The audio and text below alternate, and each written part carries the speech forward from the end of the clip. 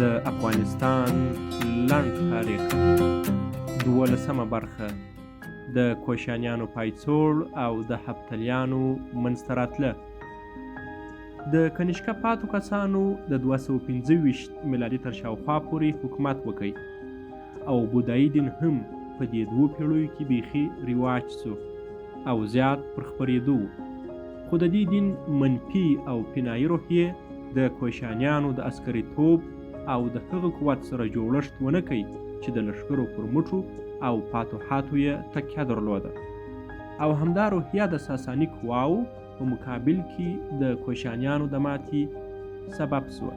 ځکه نو خلک له دې دین څخه واوښتل او بیرته خپل برهمني دین ته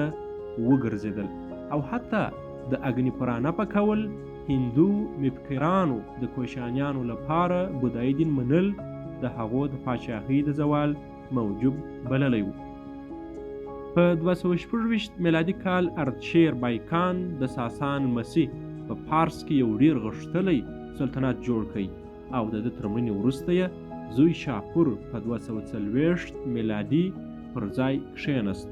او داسې معلومیږي چې د ساساني سلطنت ویش تر پېښوره رسېدلی او دا ښار اردشیر د 230 میلادي په شاوخوا کې نیولی و.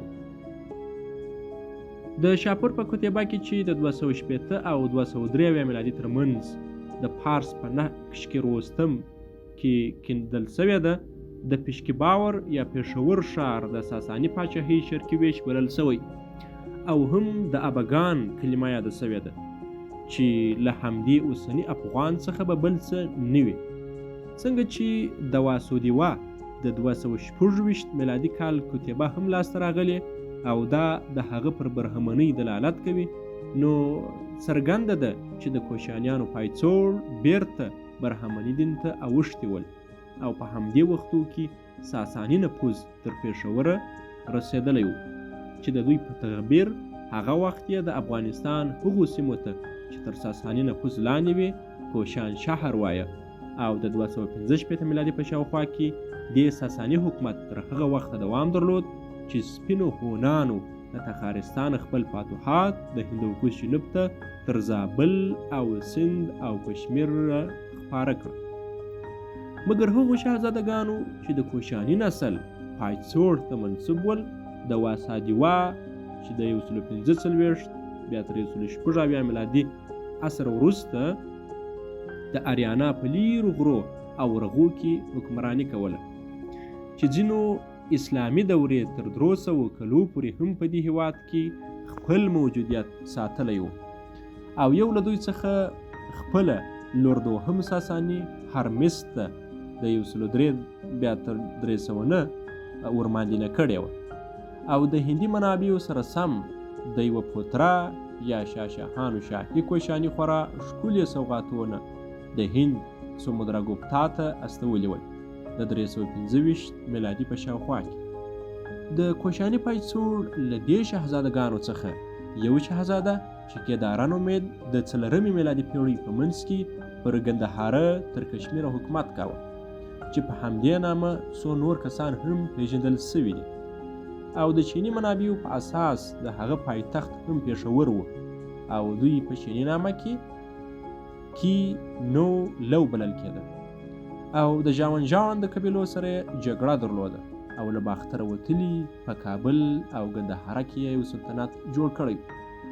او د دوی په وختو کې د شیشې جوړولو صنعت د اریانا د سوداګرو په واسطه په چین کې ترقي کړې وه.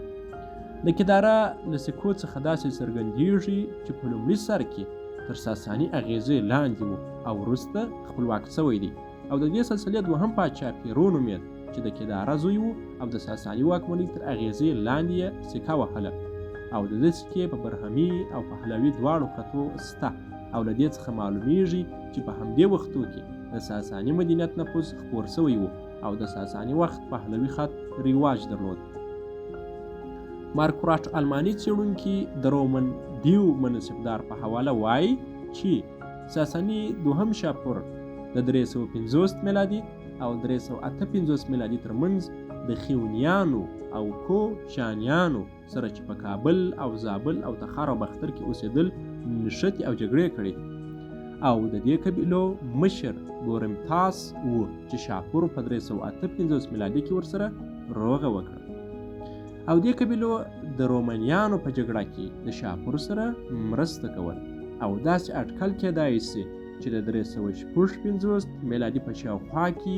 کابل د شاپور لاسته ورغلی و، ځکه چې په همدې کال د کابل کازلکوزات یا سولوک په تخت جمشید کې یوه کتیبه لیکلې او په هغه کې دعا کوي چې شاپور دی کابل ته روغ رمټ راوګرځي. او له دې څخه څرګندېږي چې په دې کال ساساني شاپور د ګندهارا په ولایت کې د کداریانو سره جنګېده چې دا سیمه یې تر 355 میلادي پخوا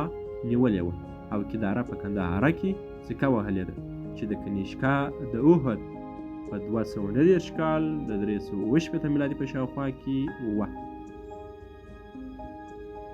د کداریانو نفوذ تر تالوکانه او مروه رود تر ناوې پورې رسېدلی و چې په دې ځای کې یې د بهرام د زوی دوهم یزدګرد سره چې ساساني پاچا و جګړه وکړه او شاته یې وشاړه او دا پاچا د خپل ژوند تر پایه په همدغه جګړه کې اخته پاته سو او تر ده وروسته یې زوی پیروز زیار ویست چې کداریان د ځان تابع کړي. خو دوی ورته ټینګ سوه. په دې وخت کې پاچاهي کنګ خاص د کداره زوی ته رسېدلې وه چې ساساني پاچا د خپلې خور د ورکړې سره هغه ته د روغې پیشنهاد وکړي خو بریالی نه سو او کنګا خاص هم ګندهارا ته راوګرځېد او د کداریانو پایتخت په اول کې کاپیسا و چې بیا وروسته د نورو قبیلو د فشار په اغېزه پېښور ته یوړه سوه او د دوی د سپینو زرو او مسو سکې لاسته راغلي دي چې د کداره پر خول نوې میاشت لیدل کېږي او ژیره نه لري. غوږوالي یې په غوږ دي او په برهامي رسم الخط باندې کداره کوشان شال کړی دی او د سکې پر بل مخ یوه اتشکده د 2 ساتندویو سره چې د هر یو توره په لاس کې ده ښکارېږي.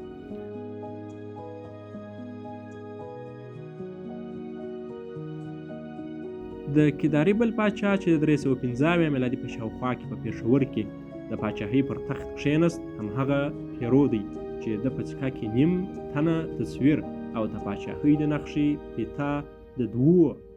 ښکرو سره چې ښي او کیڼې خواته کاږه دي لیده کېږي. کوچني بریتونه لري او د ژیرې په وریښتانو یې مرغلرې زړیږي. غاړګۍ او غوږوالۍ لري او پر اوږو یې دوپټه هم سته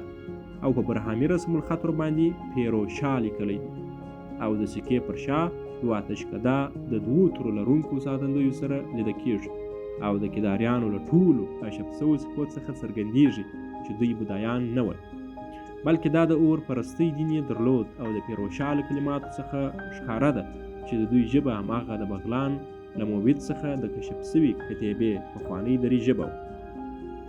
تر پیروشا وروسته بل کتاري پاچا ورحران یا بوهرا هم حکومت کړی دی چې سکې یې کټ مټ د پیروشا سکو ته ورته دي